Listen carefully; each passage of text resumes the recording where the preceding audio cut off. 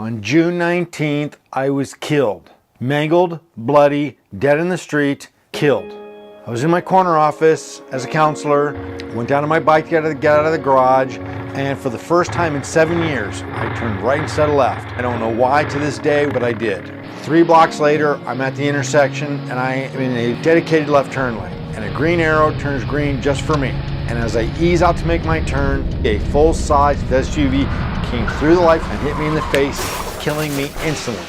On the corner is a tire shop, and a pastor was there helping his daughter get tires on her car. He was the first man on the scene. Started to pull me out. People were yelling at him, "Oh my God, don't touch him, paramedics are coming." And he pulled me out and saw I was dead and read my last rites to send me off to heaven.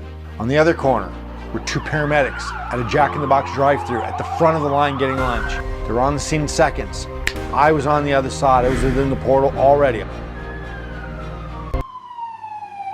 And on the corner was my son's best friend. His name is Sam, going to DMV, even though he lives nowhere near that area.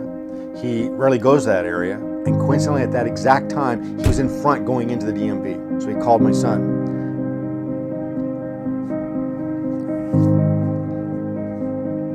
It's not the pain of the memory that I have, because I don't have any memory of this at all. It's when I think of the pain it caused the people that I love to get this call from this boy that called my son and said, "Brandon, your dad's been in an accident. He's being pushed into an ambulance." And he said, "How do you know it's my dad?" And he said, "It's his bike. No one has a bike like that. I have a very unusual motorcycle." And that's how my family knew I was in the hospital, otherwise they wouldn't have known. I was in ICU in a coma, and I can tell you for a fact, the moment that truck hit me in the face, I was gone. My soul, my spirit, my consciousness catapulted. I was in ICU in a coma, hemorrhaging brain and all kinds of other things going on, and I can tell you for a fact, the moment that truck hit me in the face, I was gone. My soul, my spirit, my consciousness catapulted. I just left. I didn't hover around. I didn't have the out-of-body experience, overlooking everything like you often hear about in near-death experiences. I just teleported. I was gone. And I think it was because I was like, fuck this, don't need to be here.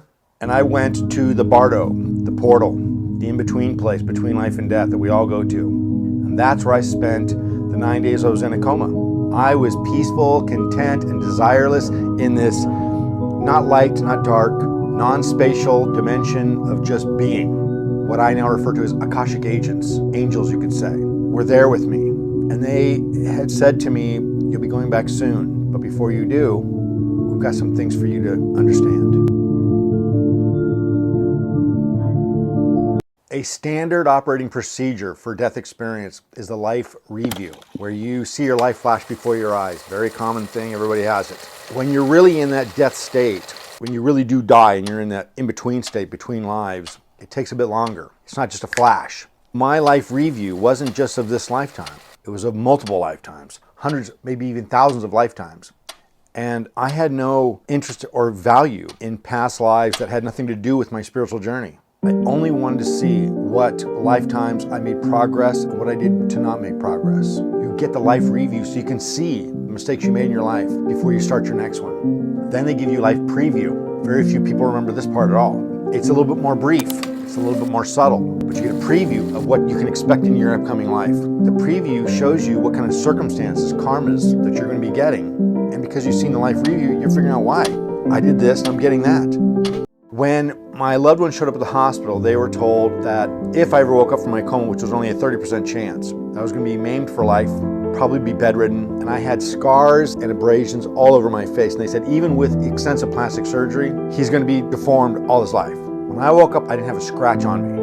If it wasn't supernatural enough, I wake up on my birthday. So I have the same name, astrological sign, all those kind of similar dynamics are still steady. And I was also wearing a Museum of Death t-shirt. I have a collection of t-shirts from landmark places around the world. The one I chose that day was my Museum of Death. And when I woke up, I did not know my name. I did not know who I was. And it's not like I forgot like amnesia. I'm saying my identity was erased. I was seeing everyone that I was encountering in the hospital as souls, not people. My son Brandon, I didn't see him just as Brandon. I saw him as the multiple lives that I've known him in. You're all these things. You're all these different identities. You've had all these past lives. You're soul. You're not Brandon. And I was confused because I was all fucked up from brain damage and all that other stuff.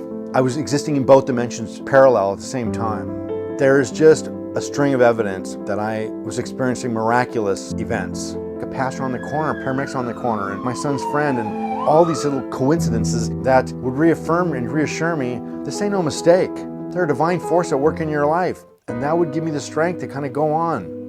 And it was not easy because I did not want to go on. A lot of times I didn't want to go on. Don't give up. There's always something benevolent looking out for you. Your God, your guru, your spiritual angels, they're looking out for you all the time. They never take a moment off. Acknowledge them, be grateful for them, and that's all it takes.